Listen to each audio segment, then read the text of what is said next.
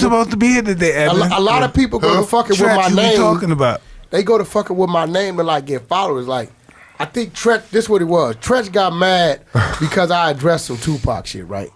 And I understand the whole Tupac era, so I stand on it. Don't get it fucked up. I'm a Tupac fan of his music, right?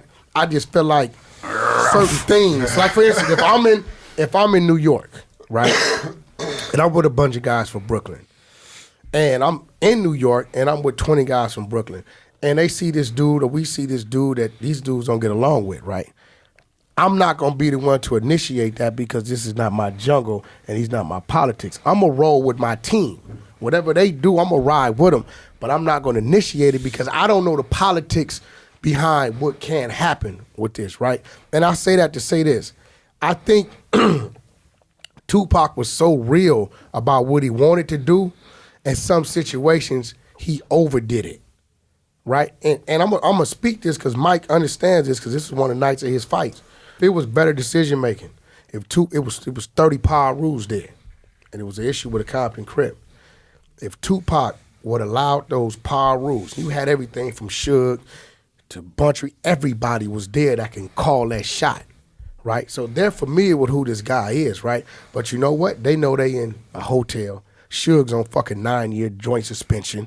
You know what I'm saying right now? Any trouble he get, he's going for 9 years. And film kicking somebody in the head. All this shit, right? So that decision you know, at least. to kick that fight off, right? I stand behind this, was on the decision of those power rules and the homies. See, what happens is once Tupac took flight, the homies ain't got no choice but to take flight, right? Because they with him, right? Now, this is probably a decision they wouldn't have made. Now, because of that decision, a lot of shit got fucked up. He lost his life. Suge ended up going for 5-6 years. He lost his company behind this shit. A lot of families were affected. The hip-hop community was affected. So I feel like that was a point in time to where, and Tupac was young, 24, 25 at the time. Wow. That was a point in time where I feel like, as an individual, because that wasn't no rap shit, he overstepped his boundaries. You know what I mean? Was he tied to any gang? Well, he was signed to Death Row, and he started to associate and feel heavy with the power rules, with the mild power rules. You know what I'm saying? And that's another thing. Is like I'm always gonna respect the guy that wherever they go, they're who they are. I mean, he was an entertainer, bro. He was good at what he did. Whether it was film, whether it was he's an intellect. Yeah, he's an intellectual. Yeah, he was great with that. So. And I think what happens with the fans, even the fans that don't know him, who wasn't even alive when he was alive, they take his history and they fuck it up. All Tupac shot at the police, Tupac can tell you yourself. I shot at some white dudes that was beating up a brother. I didn't know they was off-duty police. I later found out because for you to say that, you really fucking with his legacy of who he was, who he stood for. Now you're saying Tupac is a black dude running around shooting at police, and that really wasn't the case. Let's give the man credit for the things he really did. You know what I mean? Yeah. The rape situation, there was other politics caught up in that, and that really wasn't what that was. You know what I mean? That was some whole other setup shit, and he was a victim of that situation. But once again, that's surrounding yourself with the wrong people at at those times. But people misconstrue. I'm a Tupac fan. I know half his music by heart. I rapped it in the hole in solitary confinement. I worked out to it way. So I think Treach. When the movie came out, I made a comment about the movie. The recent one? Yeah, and I was a lot of people don't know, Frenchie noticed, that movie was delayed because they couldn't get that music cleared. See, Death Row sold the Death Row catalog to E1 Music, which I have strong relationships. I do a lot of business in that building. 2 of my artists are signed in that building. Right now, I've been there 10 years. Ray J's hit Sexy came out, The Game, the documentary too, all that came out of E1. So I made the phone call for Benny Boone and LT to E1 to help speed up that process to get that damn music cleared. It was other things they had to do, but that was a major part of it, right? Because I had seen the preview. And in that preview, it was some things in there that they depicted, where his mom, as far as when she was getting hired, I had a conversation with the people and like, maybe we need to tone that shit down, right? But I knew me talking shit about the movie was going to drive people to watching the movie. People are so slow that the day of the movie, Frenchie, would I go buy 1,000 tickets and gave them away? Of course. Like I went myself and bought 1,000 tickets from the box and took them to barbershops and said, if you come get your haircut at this barbershop, you get a free ticket. So people don't, it doesn't dawn that, I'm kind of like. So are people saying you're not a Tupac fan? Yeah, they say I'm a Tupac hater. What is it? Tupac was with my wife before I was.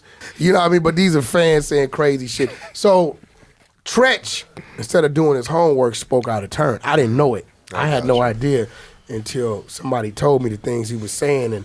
And once I heard, I went looking for him because they told me he was in L.A. So I went to all the clubs, all the places he goes, and I was letting him know, I'm looking for you. Because I was real upset because I didn't know the dude and had no problems with the dude, but he was saying some disrespectful shit. So I just wanted What did he say? He said all kind of, made a fucking song, a diss song, all kind of shit. So I got it, Fritchie. I let him know because they tell me go to this spot in Inglewood called the GS Sports Club. GS is live. Y'all ever in Inglewood, LA? Stop by the GS, it's a sports lounge. It's real cool. Food, everything, entertainment. So I went over there looking for him because they say he's there every night. So the owner called him. He said, yo, Wax here looking for you by himself. Nobody with him. He wants to talk to you about this shit you've been saying on the internet. Just like that. Just like that. So, dude, I stayed, waited 30 minutes, an hour. They said, yo, he's at a spot in Hollywood. I streamlined to Hollywood. At this time, Big U, everybody in the streets trying to catch me before I catch him.